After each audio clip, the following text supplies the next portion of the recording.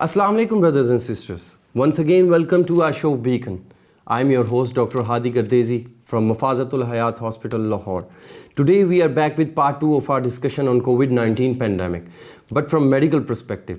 As the COVID-19 variant is at our doors, are the vaccinations really working? There are new variants like Omicron, and how lethal are these? Will the world once again suffer like it has been suffering for the last 2 years? To answer these questions, we have a very special guest from USA, Dr. Peter Andrew McCullough. He is the leading physician, cardiologist, and a COVID-19 expert. He has more than 1,000 research publications and 600 citations. Hello, sir. How are you? Excellent. I'm your host, Dr. Hadi Gardezi from Mafazatul Hayat Hospital, Lahore. This hospital has played a major role in COVID-19 pandemic in Pakistan.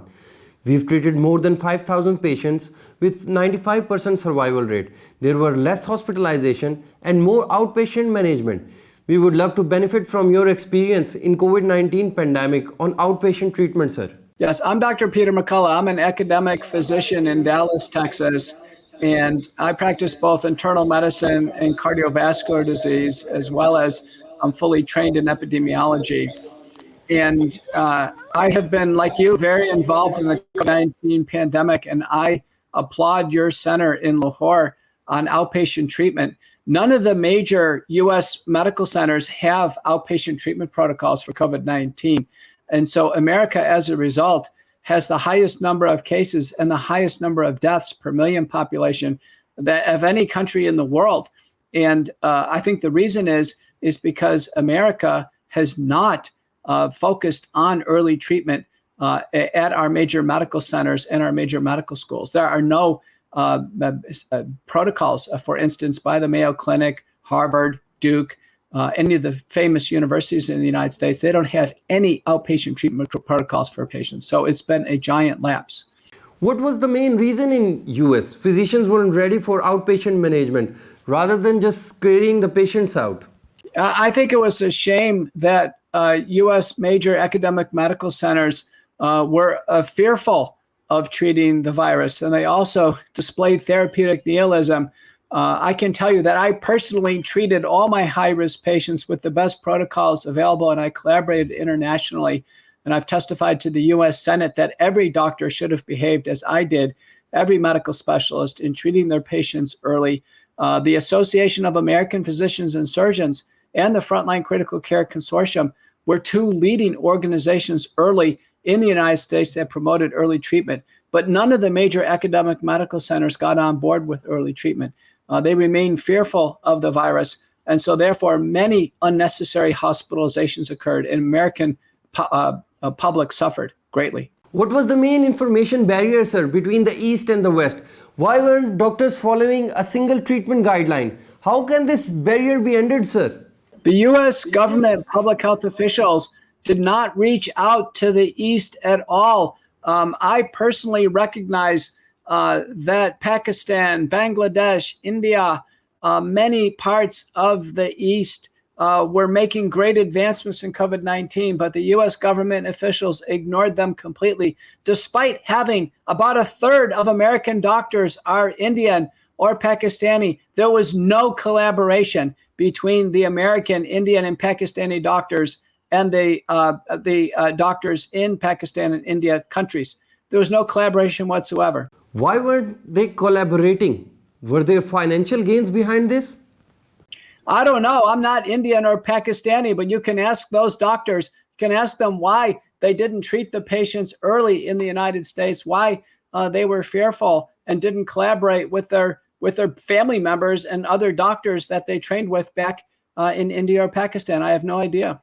How can this information barrier be reduced, sir, now? We need weekly conferences and updates between the East and the West. It's clear that we need collaboration. The Pakistani, Indian, and U.S. governments need to work together on solutions. It's obvious that we need medical therapy to reduce the risk of hospitalization and death in high-risk individuals. We now have the Omicron variant, which appears to infect everyone, whether they are susceptible, naturally immune, have taken the vaccine, it doesn't matter. But fortunately, Omicron is very mild. We're seeing very mild cases, no pulmonary involvement. It lasts a day or two, and no treatment is needed. I would like to ask a question regarding vaccination. Should people be going out there for another booster dose? With the Omicron variant, which has a lower transmissibility index than Delta, but it replicates about 70 times more rapidly than Delta, the Omicron variant has carved out a large ecological niche. And at this point in time, the Omicron variant, in a paper by Venkata Krishnan and colleagues, almost certainly has achieved escape of the vaccines, meaning that the vaccines now are obsolete. And that Omicron is a very mild illness that in most cases has no pulmonary involvement and does not require any treatment. So if it doesn't require any treatment and it's mild, it certainly doesn't require a vaccine that doesn't cover it anyway.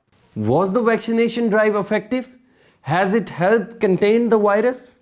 In a paper by Subramanian and colleagues, it's clear that the vaccination program had no impact on the worldwide pandemic. So it basically was a failed attempt at trying to control the virus. Seems like you are quite against vaccination, sir. You must have faced a lot of criticism there in America. No, I'm in favor of vaccines that are safe and effective. And in fact, there may be a safer vaccine coming forward, the Novavax vaccine, which is a purified antigen vaccine, but it would have to cover something. Omicron's mutated to the point where it's so mild that no treatment is needed. We certainly don't need a vaccine. So I don't see any trouble with that. I'm just interpreting the data. And, vaccines do play a role in medicine. It just looks like it didn't work out for COVID-19. Should we be afraid of the COVID-19 variant at our doors? I don't think anyone needs to be afraid. I'm pretty sure I just had it in the last few days. It's a very mild syndrome. It lasts less than a day. There's no pulmonary symptoms, and treatment is needed for most healthy people. How are the patients affected by this pandemic? How can doctors still be compassionate to their patients? Doctors need to take a lead in reassuring patients that everything's going to be fine. Omicron's very mild. It only lasts a day or two. We can open up our economies. There's no need to lock down, and we can return to normal life. If there are severe cases, residual cases of Delta, or occasional severe cases of Omicron, they can be treated individually without too much difficulty with our standard multi-drug protocols. Here to mention that we here in Mafazatul Hayat have treated patients quite compassionately. We were true to our Hippocratic oath. And how can doctors out there still be true to this oath, sir? Doctors should fulfill the Hippocratic oath fully, as I do. I've treated all my high-risk patients. I followed them up carefully, and I did the right thing. So many doctors in America told patients there was no treatment for COVID-19. They didn't offer anything whatsoever. And sadly, we've had 800,000 Americans that have died of COVID-19 because they weren't treated. Any side effects of the vaccine, or there is nothing scientific to it? The vaccine have serious safety concerns. In the United States, we have the Vaccine Adverse Event Reporting System. In the UK, we have the Yellow Card system. And in the EU, we have the UDRA system. All of those systems show record mortality after receiving the vaccine. In the CDC VAERS system, two papers, one by Rose, one by McLaughlin, show that in over 20,000 individuals who've died, that 50% die within 48 hours, 80% die within a week. When the cases are reviewed, 86% of the time, there's no other explanation for the death other than the vaccine. We know the vaccines create a dangerous production of the spike protein in the human body, which for some people is lethal. We have had now in the United States nearly 1 million overall safety reports, over 20,000 deaths, over 350,000 hospitalizations or ER visits, and we have now over 31,000 Americans and people outside the United States that use our system that are permanently disabled from the vaccine. So it's not a myth or a rumor. These vaccines have the worst safety profile of any vaccine we've ever seen. Should patients go for the Chinese vaccine? Is it safer? It has no spike proteins in it. Should we go for it, sir? The CoronaVac vaccine offered by the company Sinovac is a whole virus killed vaccine, but it looks very ineffective, far less than 50% protection. So at this point in time, it looks like it's not worth it to take the shot. As a researcher, sir, how do you see through things in all this mist that has been created in this pandemic? I spend every hour of every day carefully researching the literature that's published, carefully communicating and collaborating all over the world. I have 52 peer-reviewed publications on COVID-19, 650 overall publications in the National Library of Medicine. So I apply scholarship, and my comments are all evidence-based. I cite the literature, and that's the only way to move forward.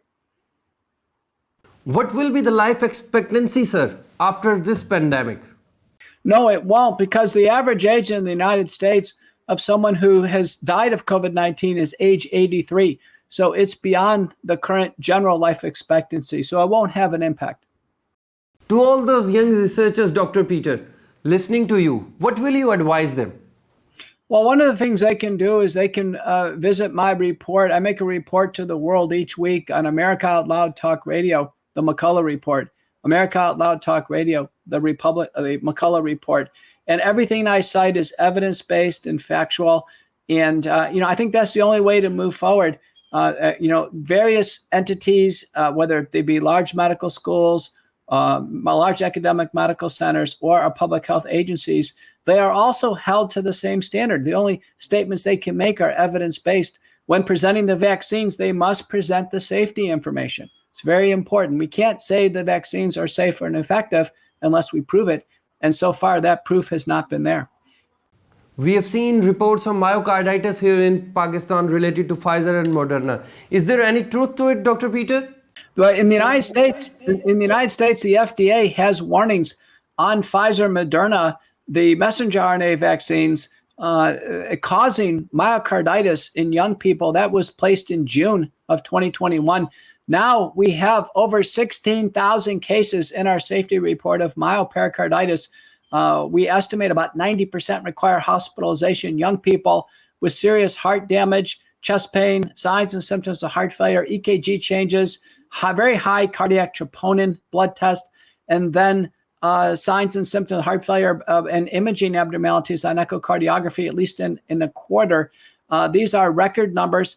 AstraZeneca and Johnson & Johnson do not have these warnings, but we think the same mechanism is true. Spike protein damage to pericytes in the heart, as shown in a paper by Avolio and colleagues.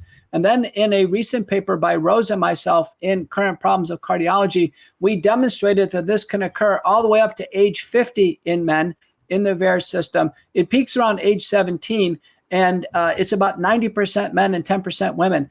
So this should be a strong warning against COVID-19 vaccination in men, particularly age under 50, given the risks of myocarditis. Dr. Peter McCullough, I read this in your article. People under 30 shouldn't be vaccinated, but now children are being vaccinated in USA. How will they be affected, sir? I originally told America in June that no one under age 30 should take the vaccine. I should probably change that to no one under age 50, now that we know that the vaccines can cause serious heart damage. And there's other warnings. AstraZeneca and Johnson & Johnson have warnings for women under age 50 for blood clots in the brain called central venous and cavernous venous thrombosis, as well as warnings for paralysis, Guillain-Barré syndrome. So with these safety warnings at this point in time, the risks outweigh the benefits. In one analysis by Hogan colleagues, a young person is more likely to be hospitalized with vaccine-induced myocarditis than ever taking their chances with COVID-19, the respiratory illness.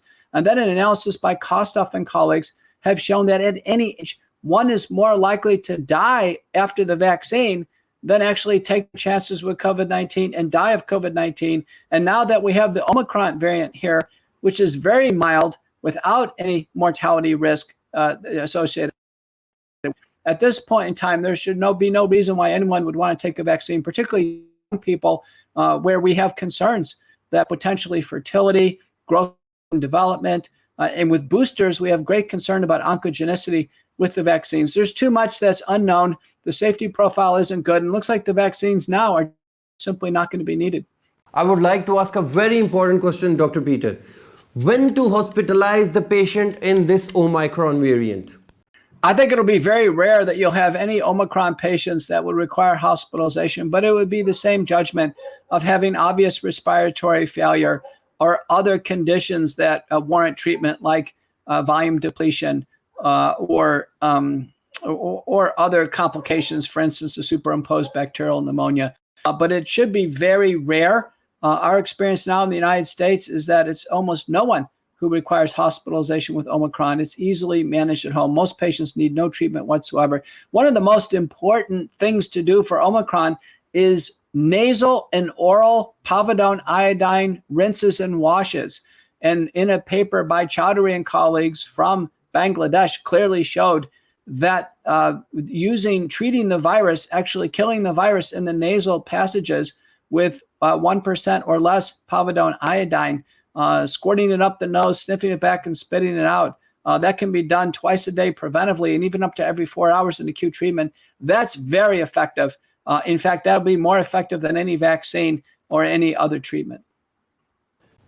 After all these 2 years, do you see an end to this pandemic, or will there be another variant and there is no light at the end of the tunnel? I see right now probably more vaccine-induced deaths and hospitalizations than the Omicron variant. So the bigger threat to the population now is the vaccines and not the respiratory illness. The problem with vaccination is that it's promoted hyperdominant mutants. It promoted the Delta variant, and now it clearly promoted the Omicron variant because it basically was generated out of fully vaccinated individuals. So if we can stop vaccination and now treat from this point forward and treat the Omicron, the pandemic will die down. If we continue to vaccinate, then we'll have a next mutant strain and prolong the difficult time for the world. There is light at the end of the tunnel, and early treatment can end the pandemic. Is this the take-home message, sir? Yeah, that's true. If we treat individuals, we can really shorten the duration of viral infectivity, reduce the intensity and severity of symptoms, and end the pandemic. I've never been criticized on my views of early treatment or vaccination directly. So no one's had the courage to even talk to me directly about them, about my analyses, because they're so evidence-based and grounded in the literature. Anyone who would attempt to criticize me would know that they simply have no ground to stand on. I'm happy to talk to anybody out there who think they have a discussion to be had, and I certainly welcome it. But the bottom line is clear. The vaccine mandate should be dropped. The vaccines at this point in time should be paused. We should very carefully look at Novavax. That actually may be quite a favorable vaccine, maybe for very high-risk elderly individuals. And then everybody else developing Omicron will simply not need treatment outside the nasal and oral washes with povidone iodine. Some will need some minor supportive therapy, but we don't have to worry about hospitalization and death with Omicron. We were very glad to have you, sir, on our show, and we are thankful for your time. It was a great informative show, and I think all the audience here in Pakistan will surely benefit from it. Thank you, sir. We will love to have you again, inshallah. Thank you, sir. Thank you. Dr. Peter McCullough was mentioning that vaccination is not the only solution to the end of the pandemic. Early treatment is the key to ending this pandemic very soon.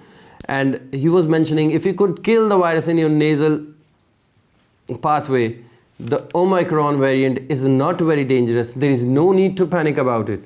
Just be careful, but don't need to panic. Don't create a panic out there. Assalamu alaikum नाजरीन, आज का हमारे show के मेहमान doctor Peter मकलो थे, जिनसे हमने corona की हालिया सूरत हाल के ऊपर गुफ्तगू की और उनसे ये जानने की कोशिश की गई कि क्यों अमेरिका के अंदर आउट पेशेंट लेवल पर मरीज़ों को चेक नहीं किया गया, क्यों अमेरिका के अंदर इतनी अम्मात का सामना करना पड़ा और मरीज़ों को बर वक्त इलाज नहीं फराम किया गया।